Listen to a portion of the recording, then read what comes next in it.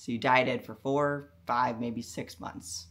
You were laser focused on this end goal of getting on stage, and now show day has come and gone, and you're facing the black hole that is post-show with no immediate goal to hold you accountable, feeling lost and feeling like you literally want to eat everything in sight. What the do you do? What's up, guys? Welcome back to the channel for the next episode in what I'm calling the Let's Get Big series, essentially taking you guys through my improvement season. And if you guys are new here, my name is Paige Wirtz. I'm an IFBB figure pro, and I just finished my first pro season, and I am going through now the post-show reverse diet into my improvement season. I have a really exciting topic for you guys today, right on brand: reverse dieting and the post-show phase. Because this reverse diet for me has gone the best out of any reverse diet that I've ever done. And I asked you guys on my Instagram what topic you wanted me to talk about for this next vlog, and it was an overwhelming response of essentially how to nail your reverse diet. So I'm here to give you all the tips and tricks and everything on mental, physical, diet, emotional, common pitfalls, all of that stuff, reverse diet focused, because it is such an important topic and something I am very passionate about myself, because it pains me. It kills my heart when I see people struggling with it, binging, or even being too restrictive with it. So I feel like this is going to be a really, really awesome topic to get into. So that is the focus for today's vlog. As always, make sure you guys like, share, comment, subscribe, and ring that notification bell so you stay up to date on all my videos. Otherwise, YouTube probably won't let you know when I upload new videos, which is super annoying. But to kick it off, I am now 6 weeks post-show. Weight-wise, I'm about 8 pounds above where I was for like my peak week weight, essentially. And I'll insert some pictures of my most recent check-in, which I took yesterday. And guys, I am thrilled with how I am looking. It's honestly, every week I take these check-in pictures and I'm just like in awe. Like, my mind is just blown of how well my body's responded, how much I'm growing so far in only 6 weeks.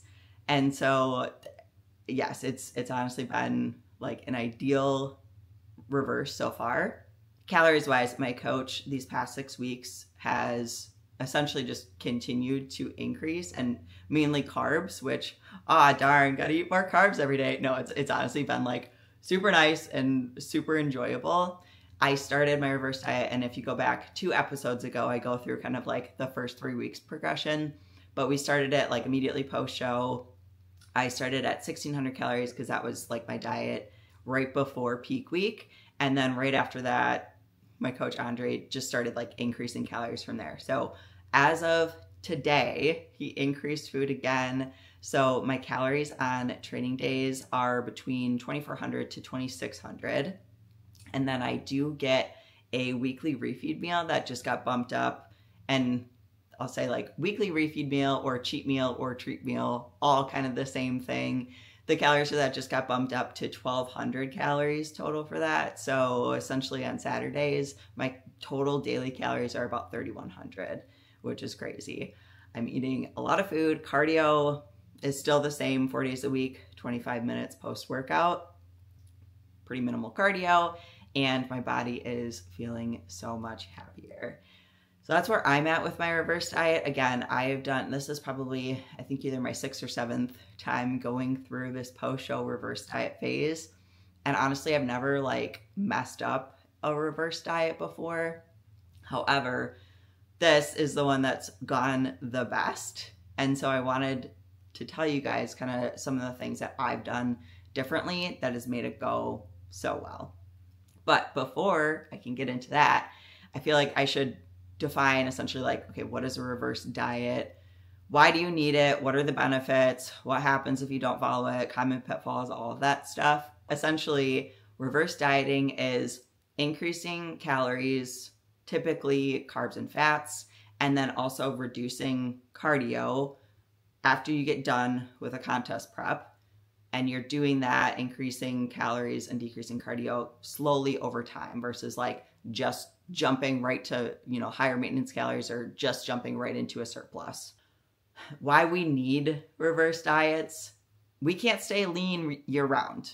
A lot of people want to, try to, and do, but for essentially several reasons, in terms of getting your hormones back, getting your metabolism back to a good spot, getting your sleep back in check, getting your energy back, your mood back, everything, your performance in the gym.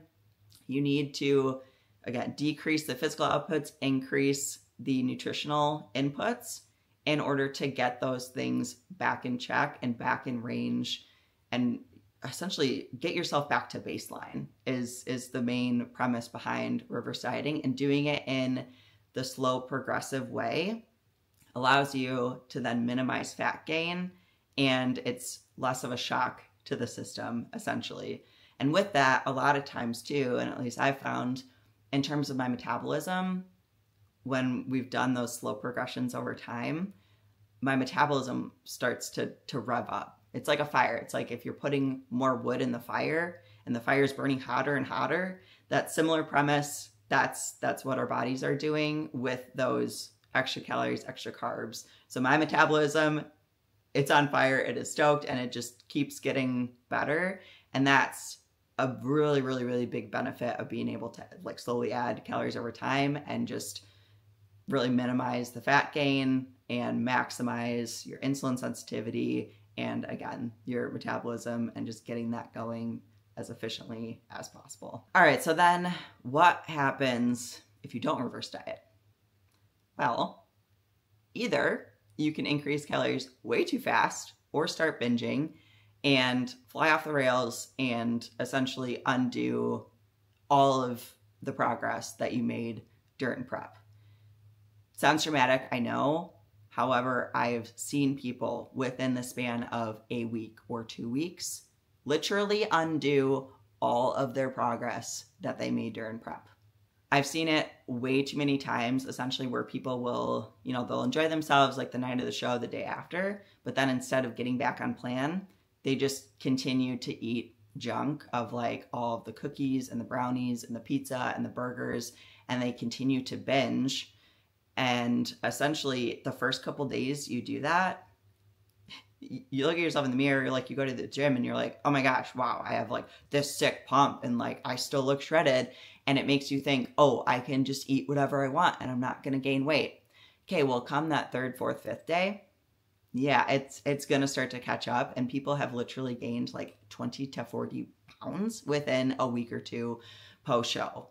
And again, that's a lot of times literally the amount of weight that they lost to get in contest shape within 2 weeks. And then from there, your metabolism is still not in an optimal place. Your hormones are still effed up. You're not going to be sleeping good. Your body's going to be mad at you. You're probably still dehydrated. And it's really, really, really hard to walk that back and get that back to your ending point from prep to then properly reverse out and again, get back to that baseline in a healthy manner. So not worth it to do the post-show binge or just, again, like increase your calories above and get into a surplus right away. It's also probably going to shock your body a little bit too much, and you're probably going to gain some unnecessary fat. The other thing that's a common pitfall for people is actually staying too lean and not wanting to increase their calories or decrease their cardio or come off their fat burners. Like people message me all the time. I just got a message this week about somebody that was struggling with this. Like they didn't want to kind of lose those shreds and almost feel like they were like losing control. But again, if you stay too lean year round, 1, you're not going to make any progress. You're not going to grow muscle in that state. 2, your body is going to stay essentially in a burnt out state, and not just physically, but mentally. And so that's why we need to, again, do this reverse diet so we can get ourselves back to baseline in a healthy and controlled way. The other thing too, post-show, if you guys have not gone through this phase, is you are going to be hungry. Again, as you're slowly starting to add calories to your diet and your metabolism starts to rev up, your hunger is actually going to start to rev up as well. And as hard as it is, we need to make sure we stick to our diets, and it's actually beneficial to keep yourself in that like hungry state kind of for as long as possible, because that's going to actually maximize your insulin sensitivity and maximize your growth potential, again, coming out of this phase, and minimize fat gain. This was actually something that was hard for me this year, and my post-show hunger, this is like the highest post-show hunger I think that I've had. But because I stuck to my plan and everything, that's part of the reason why I've been able to get to this awesome place of like, again, my calories being this high and being able to still incrementally increase from here. Another common pitfall too is people just stop tracking their food and they just try to eat intuitively. And again, like your hunger cues and your body is a little effed up post-show. Like you almost like can't fully trust it. So I would recommend still weighing your food post-show and keeping with that structure, just to make sure, again, you're sticking to the plan, because people that don't measure their food, it allows for a huge margin of error. So that's definitely a tip as well. Now, getting specifically into my reverse diet and what I've done specifically. Several years ago, I started shifting my mindset into that post-show reverse phase, actually several weeks before prep ends. So probably 3-ish weeks before prep ends, I actually start thinking ahead to, okay, what is my post-show, what is my reverse diet phase gonna look like, gonna feel like? You know, how am I gonna stay accountable to the plan? Because while I'm still in that final stretch of prep, I feel like that's where I'm most fired up, most determined. You know, I'm on point, everything is accounted for, no little details left behind. And so if I take that mindset and start to kind of place it in the post-show phase and time phase, that allows me to almost like visualize then what that's going to be like. So by the time I get to that post-show phase, my brain is already ready and set up for essentially that post-show reverse diet success. Because a big thing about visualization, your brain actually doesn't know the difference between what you're visualizing and reality. It thinks that it's already been there, so it feels like familiar territory. And that's a reason why essentially visualizing and starting to think ahead into that post-show phase can be so beneficial. And I feel like that's been a game changer for me. So that's definitely something that I would recommend that you guys try to do as well, specific to this year. And I'll go back to kind of like before I started prep and my off season going into my pro debut. I feel like I wasn't as diligent, and I definitely didn't stay as on point as I have this year. Again, I've never messed up a reverse diet or like messed up an improvement phase, I'll say, but I definitely didn't execute it as good as I could have. And again, like post getting my pro card and stuff, I did want to celebrate more. I felt like I deserved like more treats and like deserved a little bit more flexibility and whatnot. And I also just didn't have as much like mental clarity and focus in terms of what my off season was looking like and what the goal was for my pro debut. So it was almost a little bit lost in like limbo as well. But by the time I got to the end of this prep, I was, and I still am so freaking fired up for this improvement phase, especially because if you guys watched the past episodes of my prep series, you'll remember that going into Chicago, I wasn't lean enough. And that was so frustrating, because had I executed my reverse diet improvement phase even better and stayed more on point, I would have ended my improvement season likely a little bit better body comp, and my prep also probably would have gone smoother as well. I think my improvement phase last year, calories wise, we only ended around like 2,100 maybe on training days, compared to, again, now 24 to 2,600 on training days, and I'm only 6 weeks post show. So that's a big difference. And that's another benefit of executing your reverse diet in your improvement season. It's setting yourself up for success that next prep. Like if you mess up your reverse diet and you gain a bunch of weight, or like, you know, even throughout your whole improvement season, you're really just screwing over yourself, your future self, for your next prep. So because of that, I had a fire lit under my ass to come out of this prep and literally nail everything about this reverse diet. Like there was no other option for me.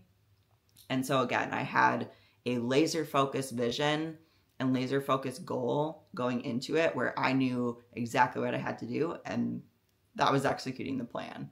On that note, in that post-show phase, it's easy to be like, oh, I deserve it. Oh, I dieted for so many weeks. Oh, I can just have that cookie. I can just have that.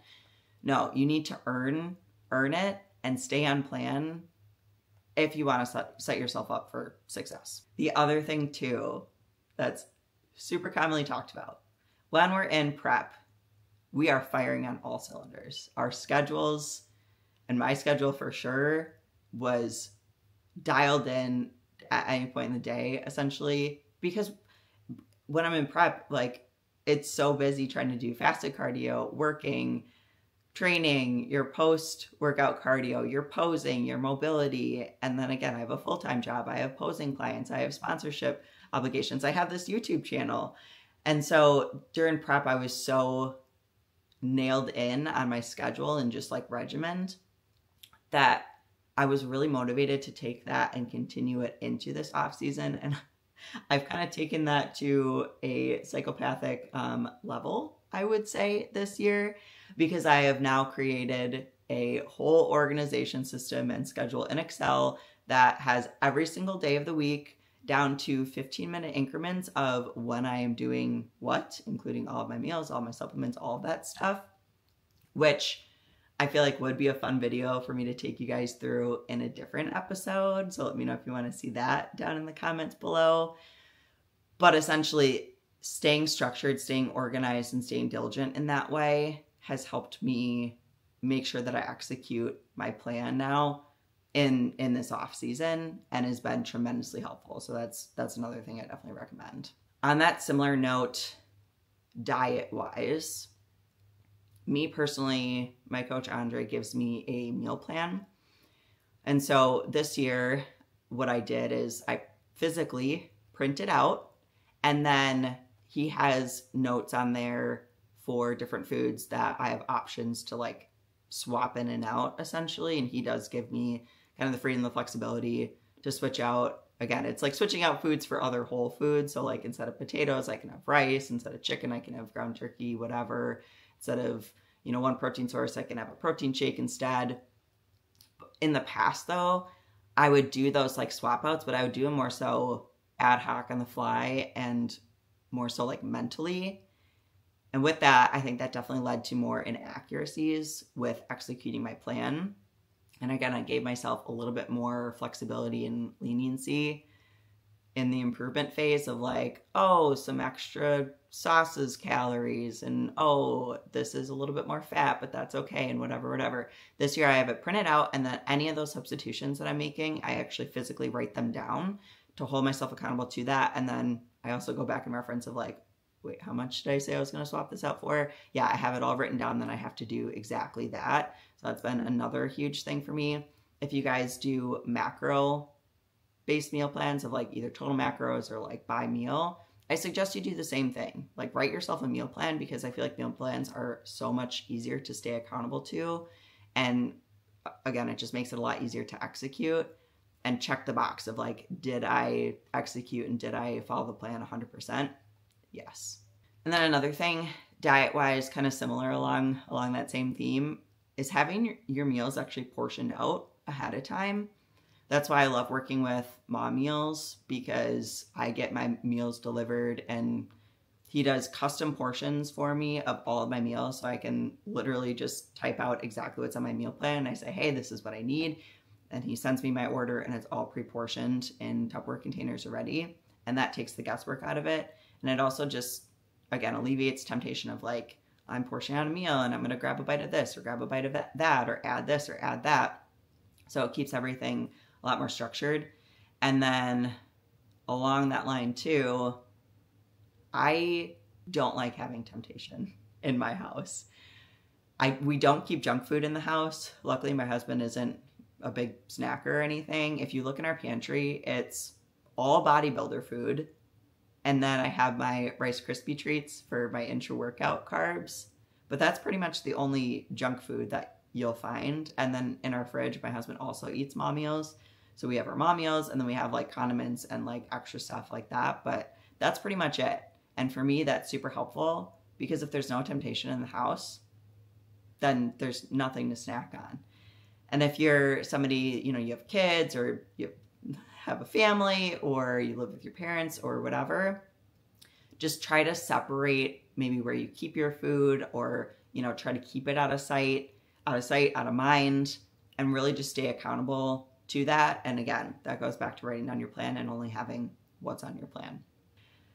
And then another huge thing for me, my weekly, again, like refeed or treat meals or cheat meals, whatever you want to call it. So I get one per week. That's now 1,200 calories.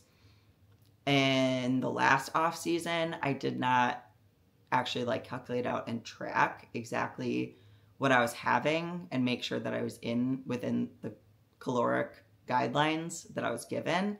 I just did a lot of estimating. And at the end of the day, I think I was definitely having probably more than what was on there. Again, because I was kind of just doing it intuitively, or like after my refeed meal, like if I wanted to have a handful of chips or like a handful of candy or whatever, I just did. But that adds up over time, and my weight would kind of bump up higher than probably what it should have last off season after those refeed meals, versus now within my master Excel schedule that I created, I actually have a tab in there called refeed meals. And I calculate out of like, okay, here's what I'm going to have for my refeed. And then I always have my Ninja Creamy in there as well. And so I can literally see okay, how many calories is this? How many calories am I allowed? How many calories are left? And then I do it for every single like Saturday so far, at least, to then again, hold myself accountable. Like, what did I have? Was it within this calorie limit? If it wasn't, then it's a very clear, like, no, you did not follow the plan. Along kind of with that too, and speaking of not following the plan, post-show, honestly, the odds of you messing up at least somewhat are very high. We're not perfect, okay? We can't be perfect, but the saying that I love is if you can be 90%, 100% of the time, you're gonna go really far. And you need to give yourself, again, some mental grace in this post-show phase, post-show process. However, if you do mess up, if you go off plan, if you binge, whatever, you need to be honest with your coach and transparent and tell them that so they can help you. They can help course correct. They can help make adjustments. They can help you mentally as well. But if you just keep that to yourself and you're just struggling alone, that's not going to help you. And also your coach is probably going to know, because if the scale is going up and you're like, oh yeah, I'm following the plan, they're going to be like, no, you're not. I know something's up. Like, what's going on? And the other thing too with the refeed, your treat meals, those have to be earned. Okay. Not every coach is going to have a refeed meal in your plan. So you have to follow your diet and earn those refeed meals and make sure that you're executing in order for them to make sense and for your body to utilize them as effectively as possible. And again, not have a ton of fat gain with them too. On the physical side of things, for why I think I've had so much growth and progress and minimal fat gain this reverse diet phase is, one, because training wise in the gym, I have been pushing hard, trying to increase weight every week, pushing myself to get PRs, pushing myself going to failure, and signaling my body to use the food and grow. And my body is responding super well to that. Again, my strength is like through the roof right now. I did rack pulls with 315 the other day. Let's go, lightweight baby. And then the other thing too is, for me, I think my fasted steps that I've been doing that I've talked about in the past videos have been super beneficial. And let's be honest, I'm a glorified dust jockey. I'm an audit manager. I work in accounting. I sit all day long. And so I really don't get a lot of steps in. So I feel like having my essentially like 30 to 60 minutes of fasted steps, and it's not even that fast, again, at 2.3 miles per hour. So leisurely walking, and then I'm doing my vlog editing or like whatever on the computer while I'm walking. I feel like that's helped keep my body, again, my insulin sensitivity in check, kept my hunger cues really strong. I'm hungry for all of my meals.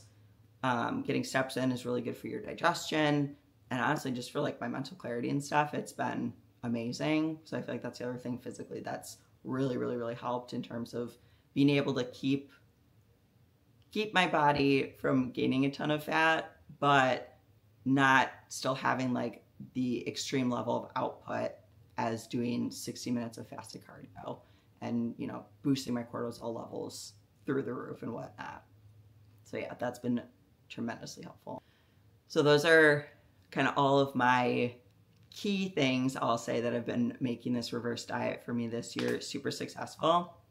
I did just want to touch on a couple other things, again, more in the mental aspect, and I can do separate videos or separate tidbits, essentially just on like mental toughness, mindset, all that stuff, because the amount of content that I listen to on a weekly basis about just growing my mind and getting my mind right, and again, getting that mental toughness to where it is insane. So more than happy to share more on that, but just again, a couple of tidbits in relation to goal setting and having this goal of like, okay, my goal is to nail the reverse diet. Great. But if you really want to execute on that, one thing I recommend is formatting your goals in an if-then statement. So if I want to minimize fat gain post-show, then I will execute my diet 100%. Very specific. You know, again, for me, if I want to minimize fat gain, I will nail my diet by printing it out and writing out the substitutions and nailing that. So those if-then statements put it into more of a feasible context and hold you a lot more accountable of like, okay, I have this goal, but then how am I going to actually achieve that? And those have been super helpful for me, essentially like the past several years since I found out about that. Another thing too that I'll tell myself, say if I'm at like a social gathering, because those can be really hard post-show, and there's a ton of food around and you're tempted, or at work, you know, somebody brings in donuts or cookies or coffee cake or whatever it is, telling myself like the food's always going to be there. I can eat it. I'm just choosing not to. I have the ability to, but just not right now.